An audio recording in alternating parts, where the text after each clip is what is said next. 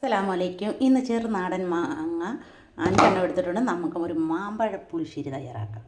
മാങ്ങയുടെ തൊലിയെല്ലാം കളഞ്ഞ് വെച്ചിട്ടുണ്ട്. കറിവേപ്പില, പച്ചമുളക്, മാങ്ങ, ഉപ്പും ഇട്ട് വേവിച്ചെടുക്കാം.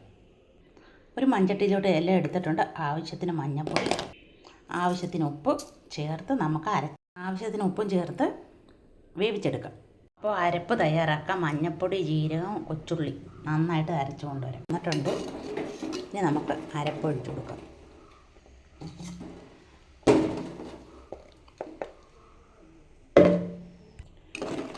അരപ്പൊഴിച്ച് നന്നായിട്ട് ഇനി ചൂടായി വരട്ടെ.